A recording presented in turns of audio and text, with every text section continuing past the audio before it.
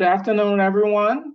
Welcome to EPI's Federal Budget Briefing. My name is Wyona Nelson Davies, and I'm the Executive Director of the Economic Progress Institute. I'm going to jump right into this. I know a lot of us are here because we want to know what is in the big, beautiful, people have other adjectives for this bill that was signed into law by President Trump on July 4th. The legislative package of the reconciliation bill is 1,000 pages. And so it's going to take a lot to understand what is in this bill. It includes tax cuts, it includes spending cuts, border security, and other key priorities. And it was signed into law. We decided to have this conversation and present some information on what we think or know now, actually don't think, know that's in the bill, and how will that impact Rhode Island and our state budget. We have pulled in our national partners who have been working with EPI and other state groups across the country from the very beginning of this year, when we were just talking about a budget resolution and reconciliation process. And we've been following, we've been predicting what will be the final outcome of this bill, and really spent a lot of time trying to work with other state partners to push back, because we knew the outcomes in this bill was not going to be good for states and will not be good for a lot of people who depend on Medicaid and SNAP. And so I'm really grateful to the Center on Budget and Policy Priorities for agreeing to co-host this conversation with us. They have been with us throughout. They have stood by us, shared state data, mentor, talked to us about what we need to do to present to legislators that we have been doing throughout this year.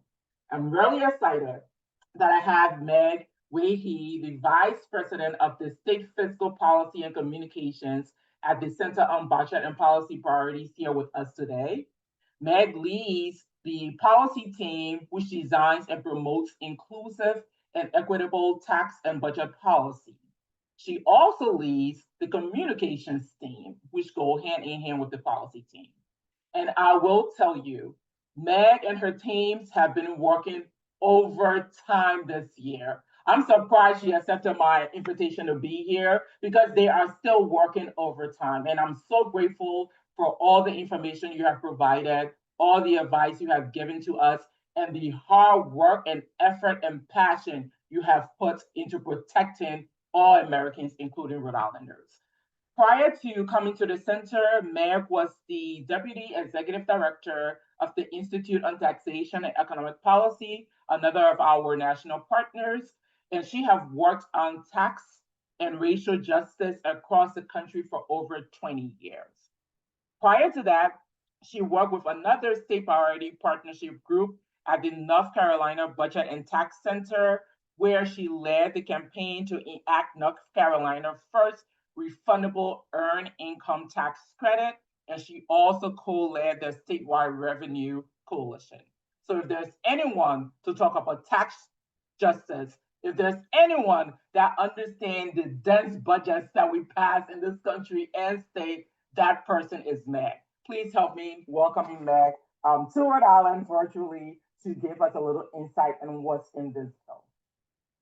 Great. Thank you so much for that warm welcome. And I would be amiss not to also shout out EPI and all of your partners for the great work you helped to carry over the past couple of months, and will continue to carry for the next 2 to 3 years and beyond.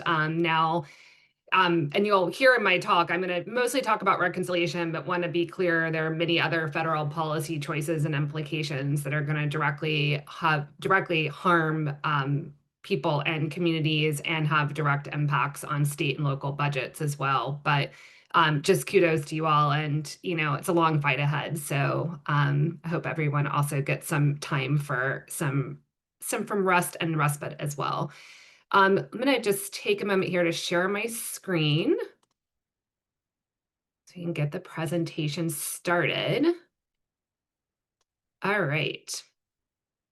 So can everyone see my slides? Alan, give me a thumbs up. Got it. All right. Well, I can skip over the introduction because that was such a helpful introduction and a good reminder of my background. I was just on a call today with a bunch of national partners where we were actually reminiscing about the Great Recession and all of the great revenue work that went into that went into that fight now more than, oh my goodness, more than 15 years ago, where states did very successfully fight back and raise revenue to stave off some of the deepest, most harmful cuts that could have come. And we certainly have a huge fight ahead of us. So my job today is going to be, I want to just lay out for you all the big picture. I've already messed up and gone past my big picture slide here. We're just fastly giving you a preview of this. Here we go. I want to lay out the big picture of what was in reconciliation, and really just go through and make a strong point about the harm and the opportunities and the need for state action ahead. I will dig in a little bit deeper into the healthcare cuts, the food cuts, impacts on climate, immigration, certainly the tax cuts. And then we're going to shift to talk about again what the impacts, what all of this means for you all in Rhode Island, and leave you with some thoughts about some opportunities, some recommendations for how you should really consider the moment we're in, and fight forward. So the budget reconciliation bill, as noted up top, was signed into law by President Trump on July 4th. It'll raise cost on people and families. It's going to take away health coverage, food assistance, and other essentials away from those who are already struggling to make ends meet, all while showering the largest tax breaks on the wealthiest households. This new law also targets immigrants, including those who are here lawfully.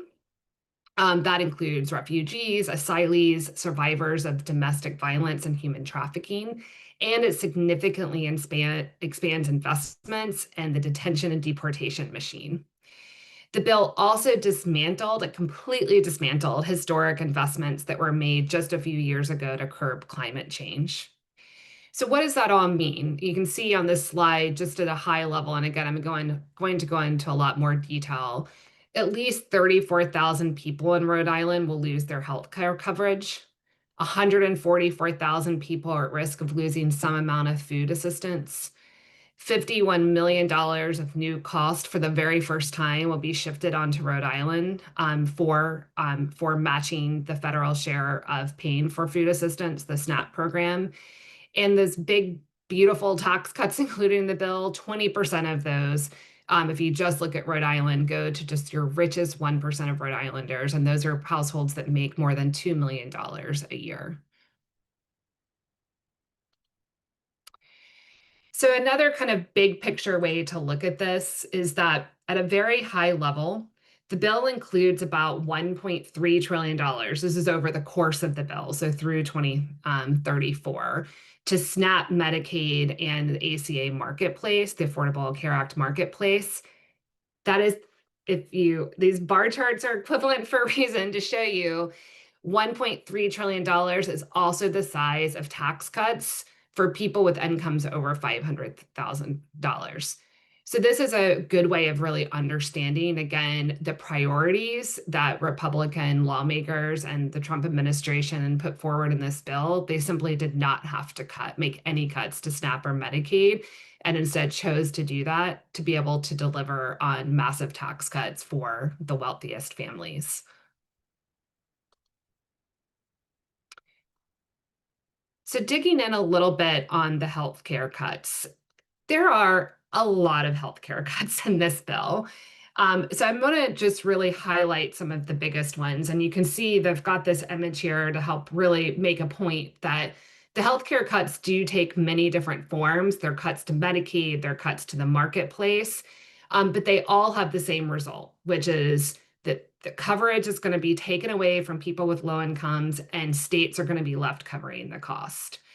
So altogether, I left this number up top. The Center on Budget and Policy Priorities has estimated that at least 34,000 Rhode Islanders will lose their health insurance under this bill. Now, again, that's not just from the Medicaid changes. That is also due to the fact that Republicans failed to extend the enhanced premium tax credits that were a part of the 2017 tax law and could very much have been something that they considered as part of reconciliation, but they allowed those credits to expire. So that 34,000 is a combination, again, of the new sea of red tape that is part of this bill, which includes harsh new work requirements. It also includes new marketplace restrictions. Again, I've already mentioned the bill failed to continue those enhanced premium tax credits that will result in skyrocketing premium cost for many low and middle income families, and many of those will therefore lose their health care coverage altogether. The bill also strips access to coverage from many lawfully present immigrants. And it also sharply restricts states' abilities to finance Medicaid. So on the work requirement, just to give you a little bit more detail, the work requirement itself could leave tens of thousands of Rhode Islanders in the expansion population. It specifically applies to the expansion population at risk of losing health coverage, including for parents with children over age 13. The bill also requires more frequent redeterminations for expansion enrollees. They'd have to show their redetermination twice a year. And both of those really are at risk of people losing healthcare coverage who otherwise, frankly, would qualify. But the system for reporting could be so onerous that it would make it very difficult for people to keep their health coverage. There's also mandatory cost sharing included in the healthcare cuts. And I think one of the other important points to make here is that there's some indirect costs that are going to flow to the states because of the choices that were made in this bill.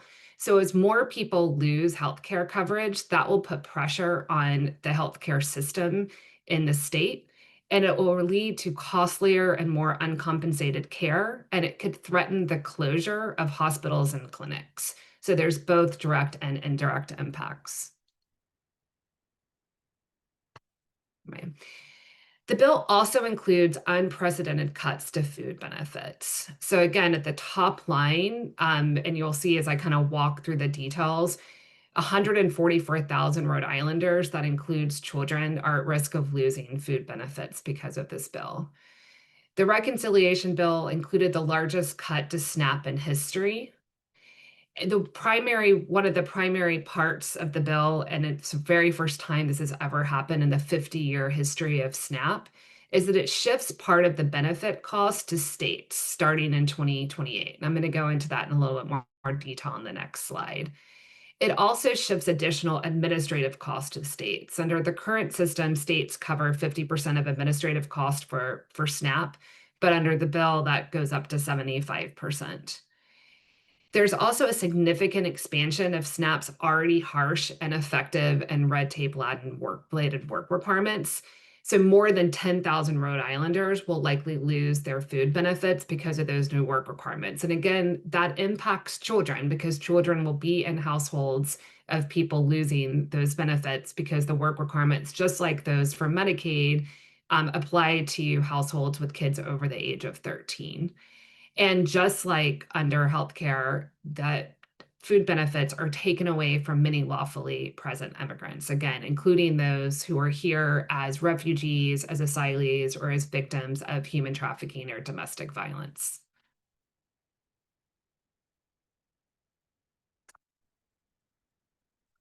So let's talk a little bit more about the cost sharing that is, again, a brand new feature of this bill. This has never happened before in the 50-year history of the SNAP program.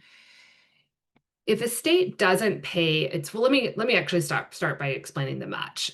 This shifted a lot during the course of the bill, from the original House bill to the Senate bill, but the way it ultimately landed is that the amount states are expected to pay each year starting in 2028 is tied to your SNAP error rate. If your error rate is under 6%, then states have no match. If it's between 6 and 7.99%, states pay 5%. Between 8 and 99%, states pay 10%, and anything over 10, states would pay 15%. So for Rhode Island, if this law were in place and if it were based off your 2024 error rate, your 2024 error rate was over 12%. So Rhode Island would owe a 15% cost share, which is the equivalent of $51 million. I'm going to talk a little bit more about what that means. And that would kick in 2028.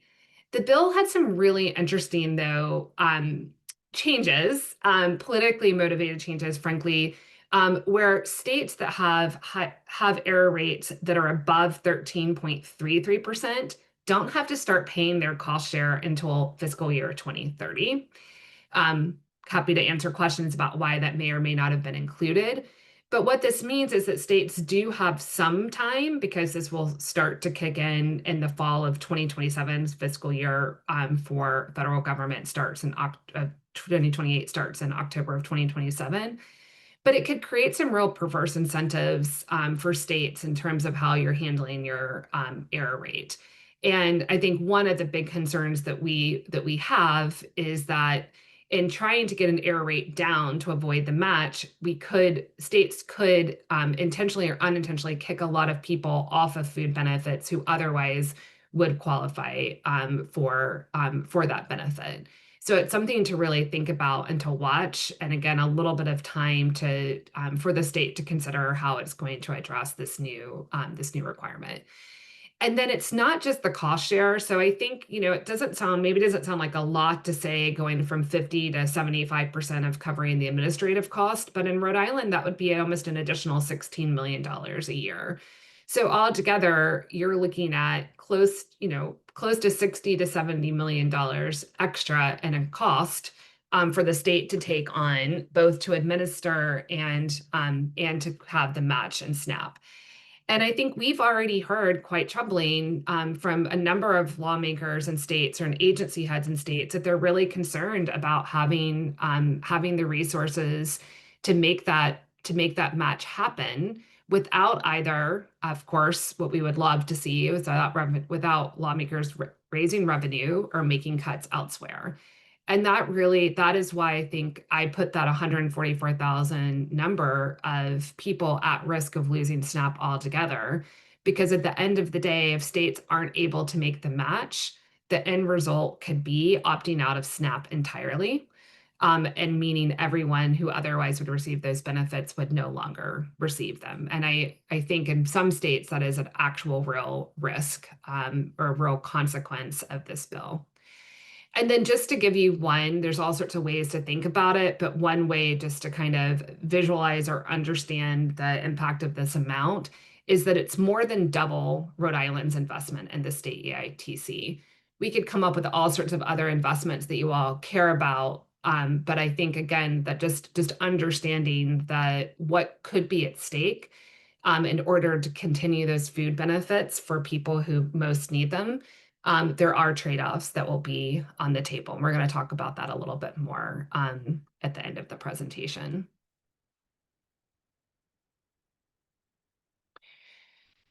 So all of this, why were there cuts to Medicaid and SNAP? The primary, as I showed on one of those earlier slides, the sort of the focus of this bill was to deliver on massive tax cuts to the wealthiest across our country.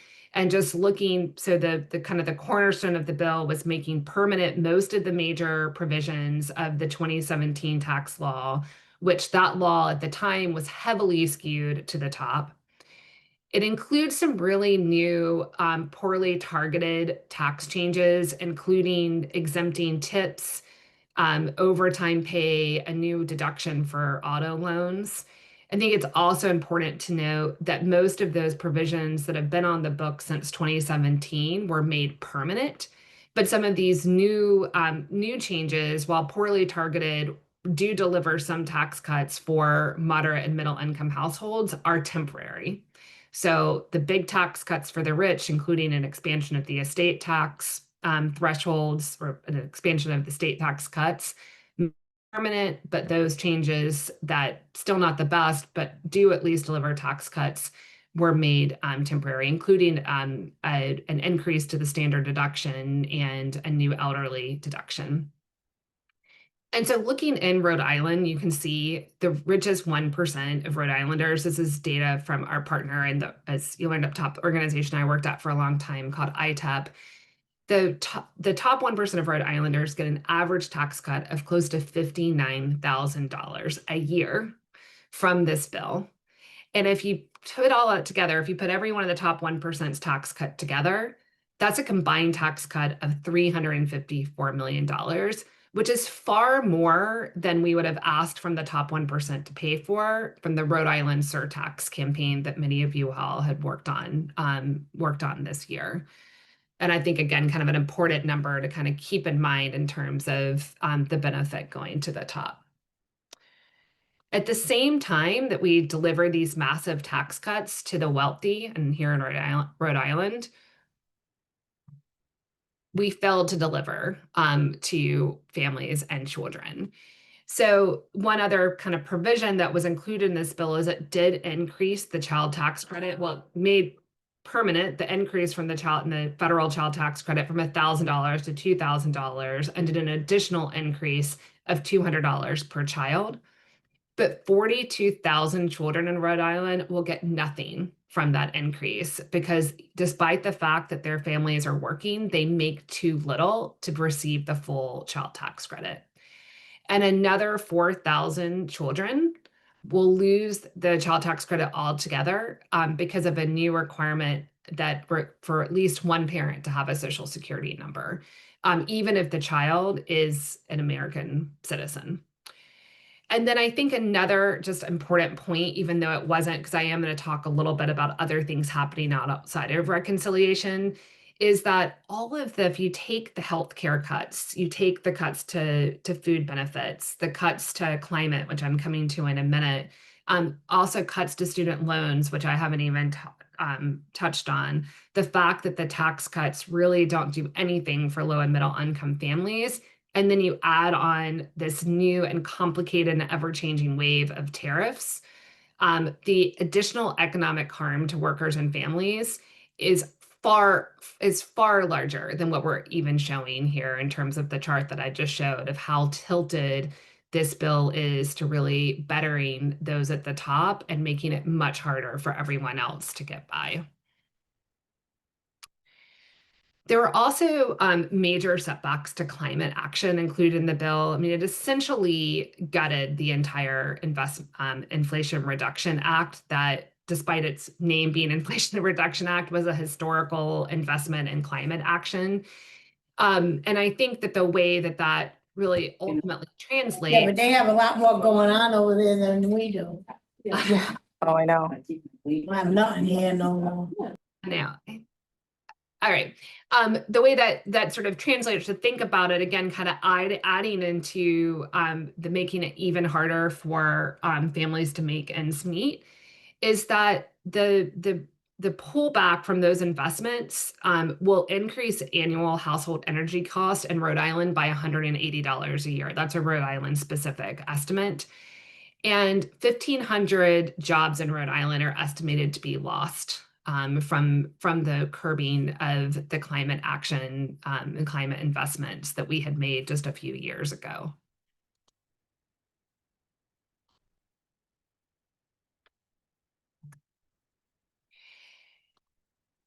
So this is a very simplified implementation timeline, and I wanted to show this because, as you can see, the implementation is all over the map, and the slow burn is really no accident.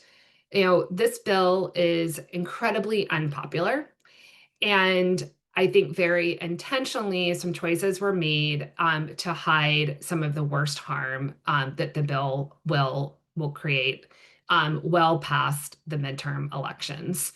And it makes it there's both, though, I will say there's some opportunities as well as some challenges with this timeline.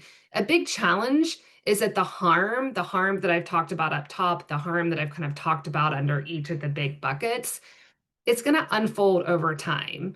Some of it, like the new work requirements for SNAP, technically are enacted upon their, upon enactment. We're still waiting for guidance on exactly what that's going to look like.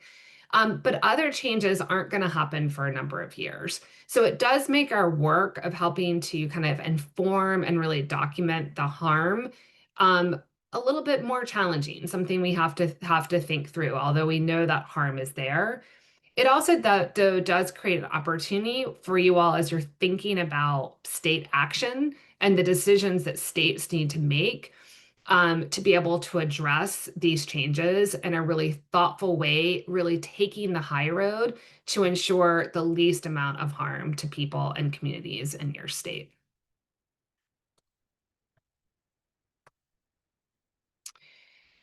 And then, as I've hinted at numerous times in this talk, the bill poses a serious risk to states, including Rhode Island. And again, that was not an accident either.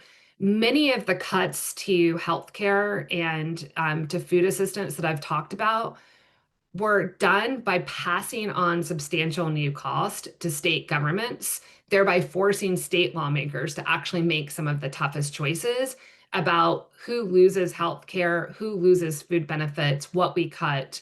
Do we raise revenue? Do we cut other investments to be able to take on these new costs that are being forced onto the state? And so, as you all know, states have to balance their budgets, unlike the federal government. So that does mean a lot of painful trade-offs ahead.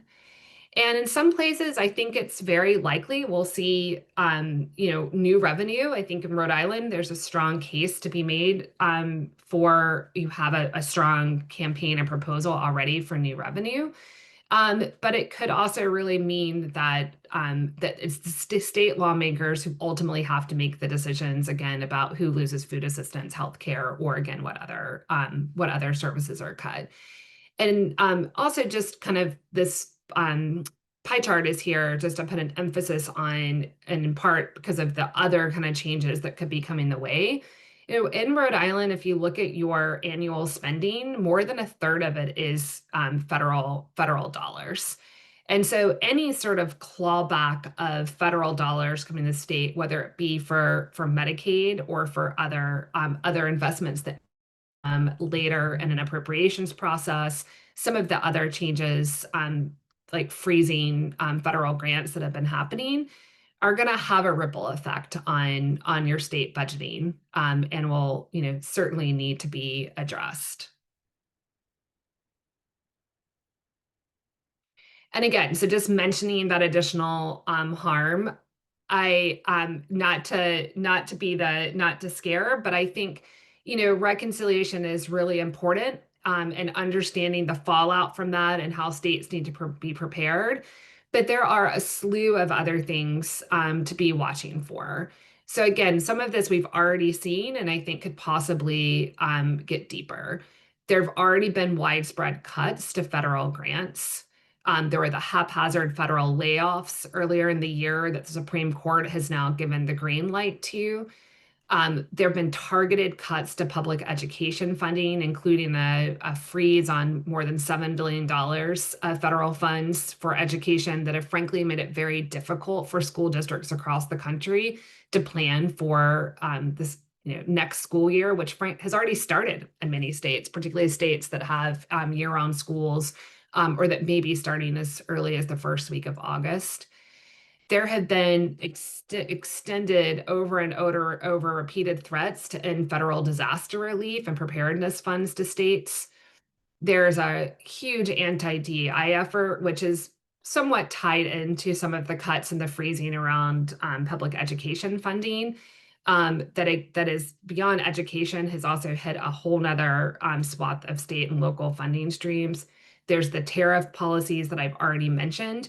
And we anticipate more executive actions. In fact, it was promised as part of the reconciliation kind of bargaining that happened to get the votes needed to pass that package in time for the signature on July 4th. And we've already seen it happening. And reconciliation is not even part of the normal budgeting process. We still have not passed an annual appropriations bill at the federal level. And technically that needs to happen before October 1st, or else we'll just continue with the continuing resolution to kind of fund things as currently funded.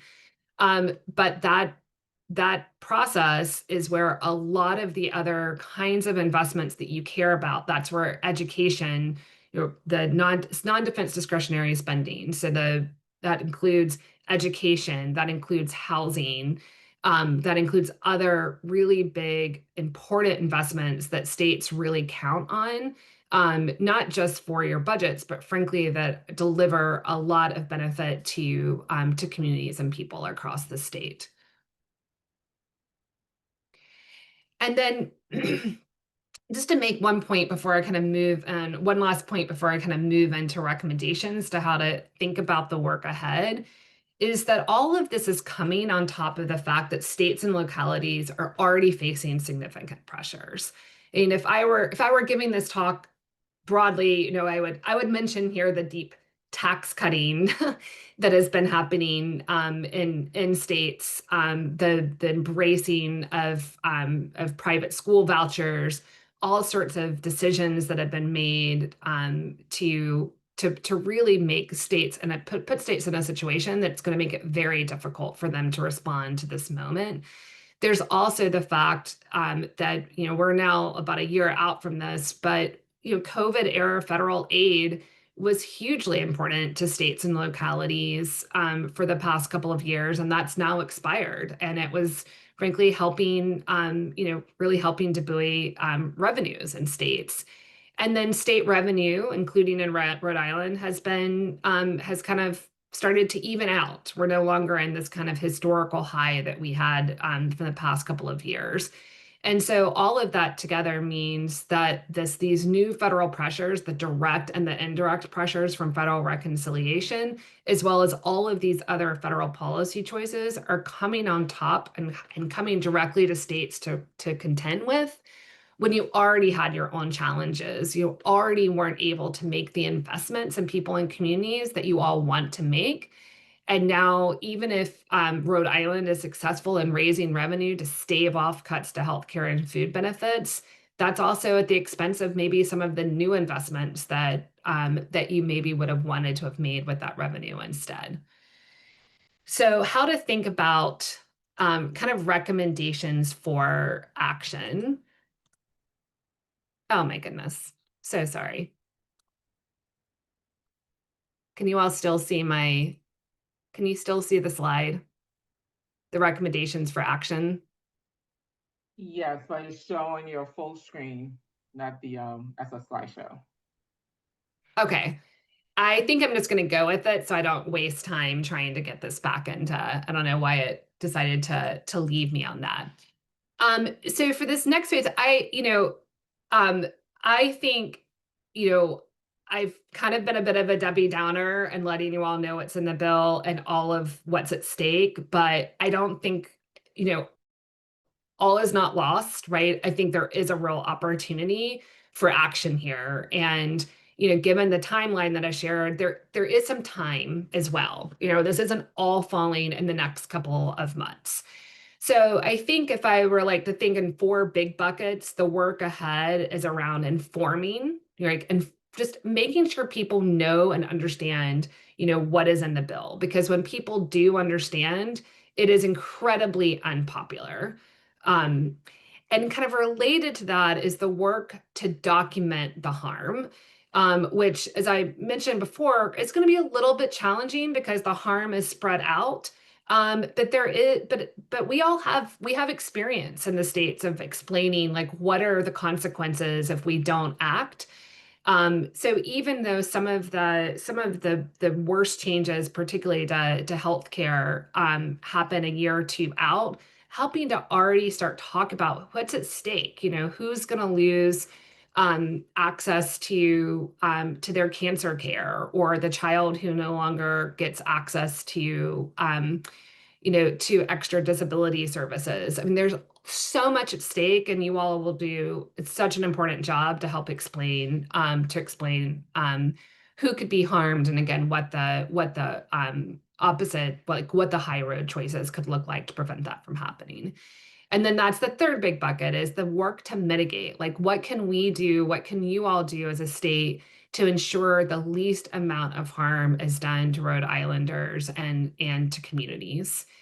And then there's the work to build forward from here, right? So it's like, this is the reality that we're in now, but what does it look like to build a better path, forward? So I'll sort of leave you with sort of four other ideas kind of under here, under this kind of banner of inform, document, mitigate, build forward. The first is certainly it is important to go on offense.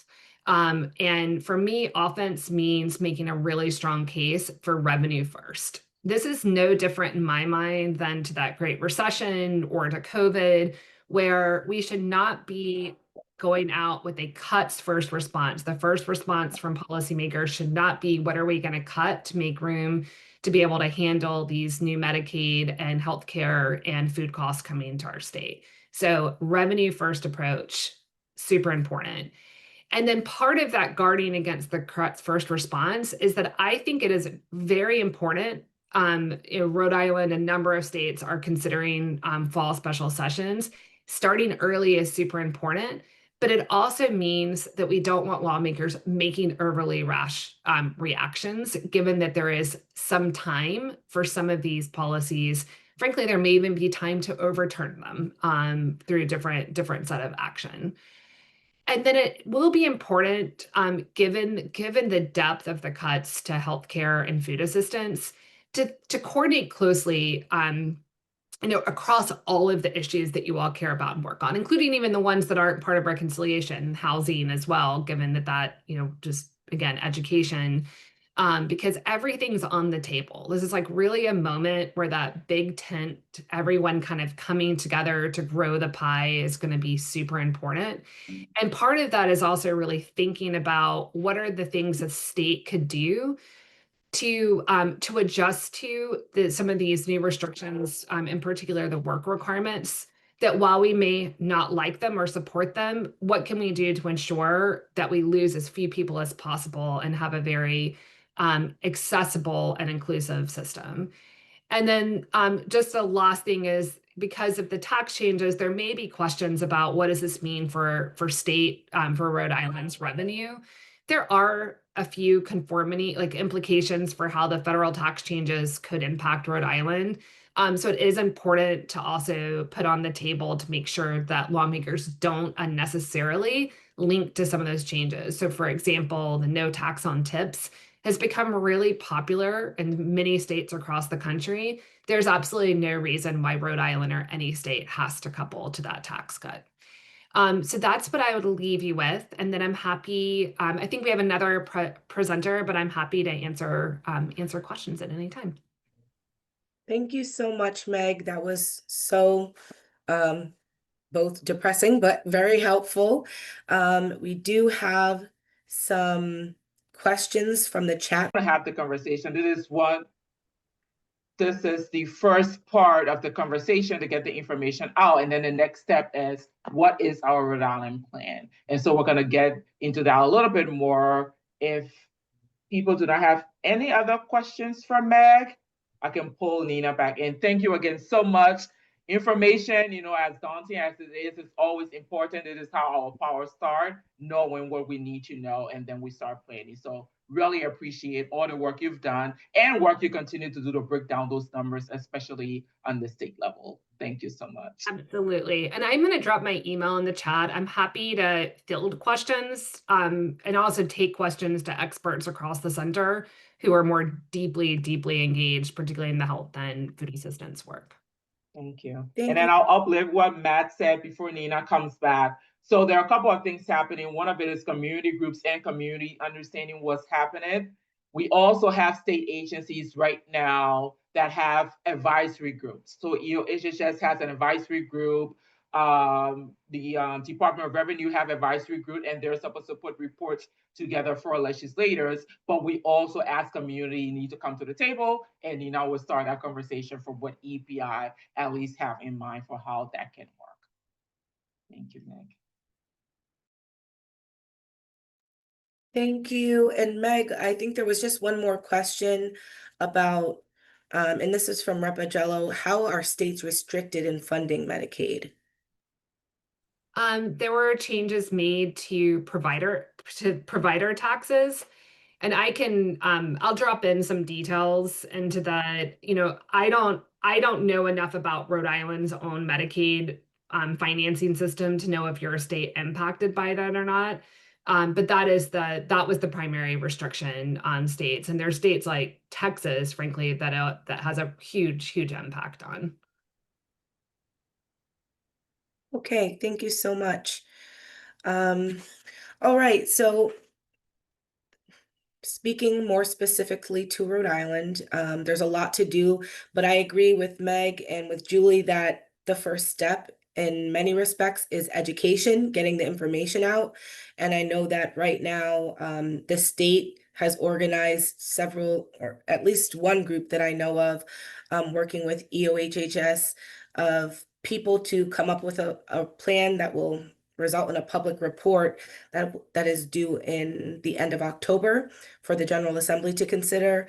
Here at EPI and among the coalitions that we lead and co-lead, we're working with our coalitions and meeting with them to do what we're doing right now, which is to go over what's actually in the bill and find out how it's going to affect the communities that we serve and represent, and then to be in touch with those communities to find out what are their most urgent concerns, what are their most urgent needs, and what are their proposed solutions. And so as we're moving through this process, EPI is going to follow up with people on this call and beyond about trying to get together policy-minded folks and representatives from policy organizations to, again, assess the damage, see how the communities we represent are affected, and then come up with some proposed solutions and plans for getting this information out there. And we're also going to work with getting community groups together and community leaders together to hear from them what are their most urgent needs and concerns and what are their proposed solutions. And I think the second phase after assessing and educating people is the advocating for policy solutions. Once we have in mind what we think we can do and what we can control to try to reduce the harm caused by this bill, the second step is really pushing those solutions, advocating to the General Assembly and to other state leaders. And in some cases, that can be as simple as raising more revenue to cover the costs that have been shifted onto the state. And in other cases, like cases for work requirements, reducing benefits, or cases where immigrants have been targeted for loss of benefits, it may require more creative solutions about ways to protect those populations and restore some of those benefits. We might need to find new channels to do that, and those might require more creative policy solutions. So I think in the next few months, there'll be a lot of conversations happening, some facilitated by EPI, some facilitated by the state of Rhode Island and the different state agencies that are being affected, as well as other advocates will likely be convening these, essentially education and brainstorming conversations as well. And so I don't want to talk long, but I do want to just give an overview of what I see as some categories of takeaways from this presentation, which is one, the cost shift for SNAP alone is about $67 million for Rhode Island in order to keep all of the current people on SNAP eligible for those benefits. And so that alone is money that the state currently doesn't have.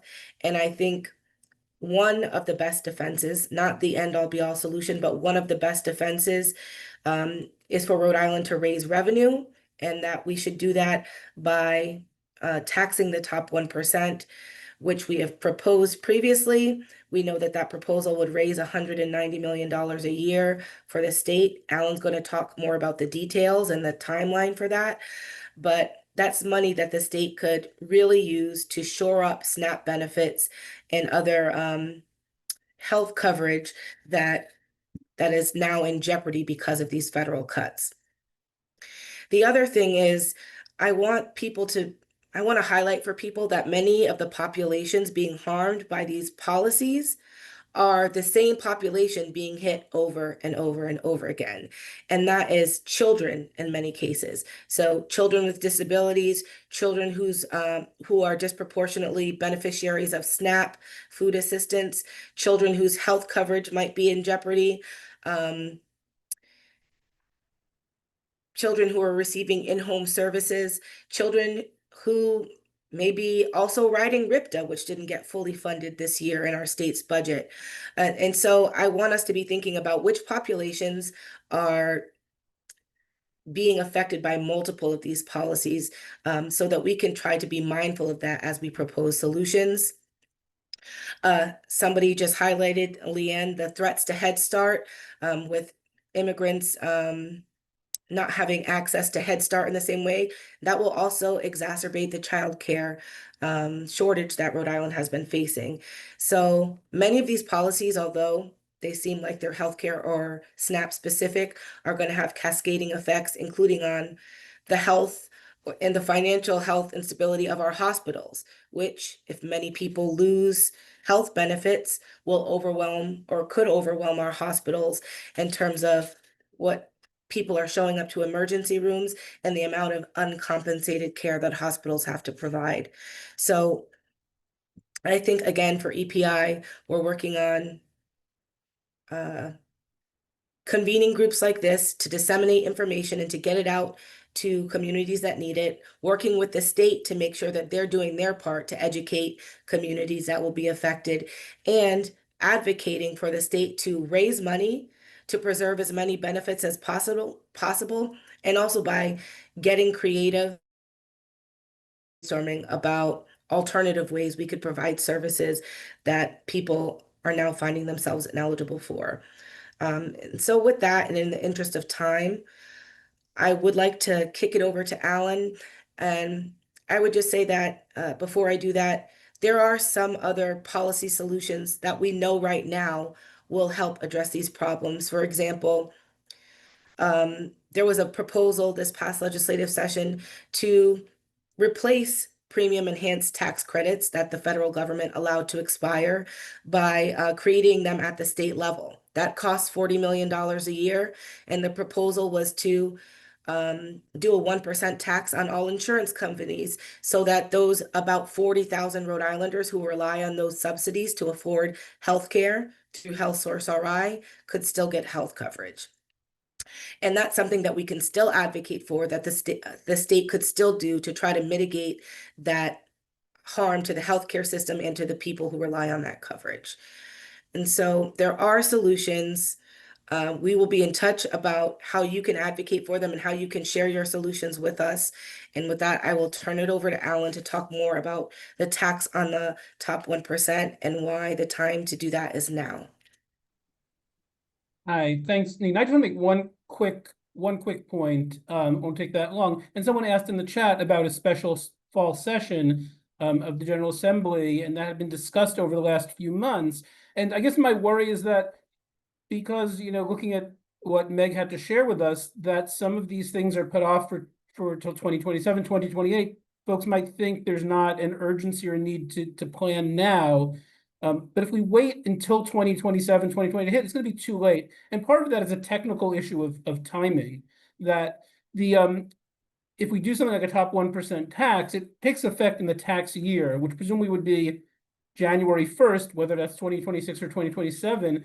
And the state fiscal year is from July to June. So we're already in fiscal year 2026, which means that even if we enacted now, or the General Assembly had enacted this tax on the top 1%, it wouldn't take effect until January 1st, and it would only bring in a half year's revenue for the fiscal year. So like Nina mentioned, $190 million. So that first year will only be about $95 million. It would take until fiscal year 2027 for that to really kick in. If we wait until 2027 or 2028 to put something into effect, that first year is going to be a half year. It's going to be too long a delay. We need to start thinking about that now. And if then someone's worried that, will we do that now, even though we have a balanced budget?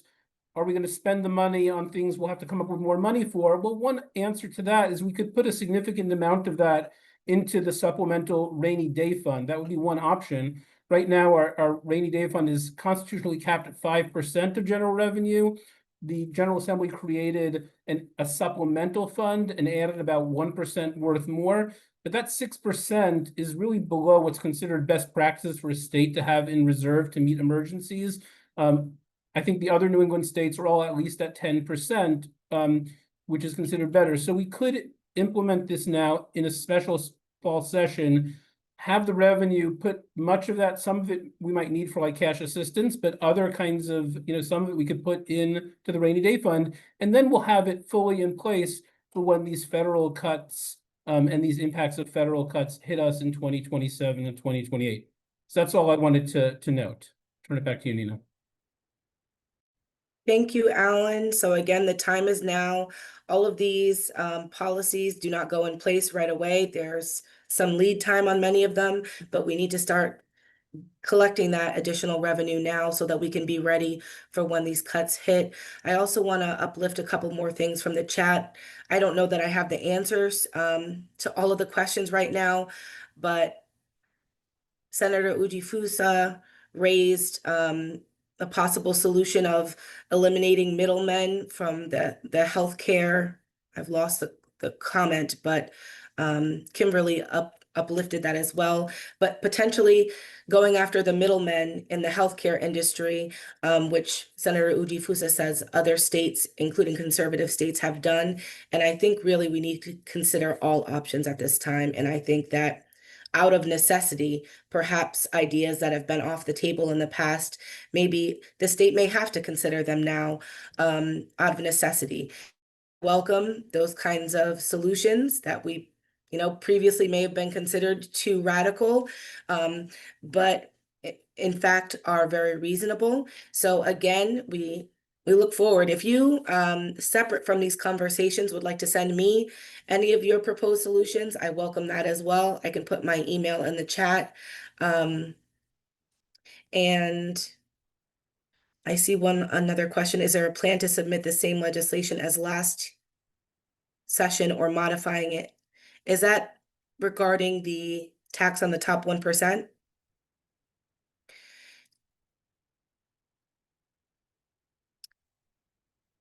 And will EPI be pushing for a special session in the fall, the revenue raising bill?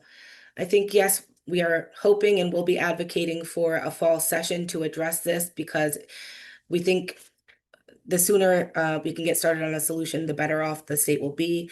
And we do hope that the tax the rich bills will pass in that fall session. And that's what we'll be advocating for. We were hoping to pass it last session. So I know there has been no discussion yet about modifying the bill. The coalition hasn't met since this reconciliation bill passed. So I think almost anything is on the table as we go forward, trying to make sure that we can protect Rhode Islanders as much as possible and advocate for leaders in Rhode Island to do just that. Right, and we do have some legislators on the call. EPI stand is we do need a special session. So if you can take that, but we need other people to call for that. And one of the reasons is, our legislators went on recess, right? So they left the door open and they have to actually end 2025 session. So there's an opportunity for a fall session to really dive in and start looking at what's coming our way to see, like Alan suggested, some of the things we're calling for that special session, because you cannot introduce new legislation in the special session is to go back, revisit the revenue, rainy day fund revenue, the premium tax credit that will end in December this year. So that's an emergency, and address some of the things that we can actually do now as we plan for the future things that are coming our way. So that is EPI's position and call, and we're hoping the rest of you can join us in that call. And I see another question that I don't know the answer to. Are we starting to see an increase in hiring freezes in the state? That's not something I have an answer to, but I can say that EPI is also working on Another presentation about public benefits that were affected by this bill. We're looking to partner with DHS in doing that and focusing on how immigrant eligibility has been affected by this reconciliation bill. So that's something you can be looking out for that we're working on putting together for the communities, and we're hoping to record that as well. And I see that Rep. Tanzi says the Senate has judicial confirmation hearings that they may do in the fall. Okay. I want to be All right. respectful of people's time. Yeah. So we're in here. Thanks for the questions. This is just the first of it. Please stay in communication with us and each other. If you're interested in learning more, doing more, please reach out. I'm sure you all have our contact information, but we appreciate you being here and share this information. We'll be sharing the recording and the slides, so you'll have that. And if you need other analysis done, we're going to be working with the center and other partners to pull the data we need for Rhode Island, as well as our state agencies. Thank you, everybody.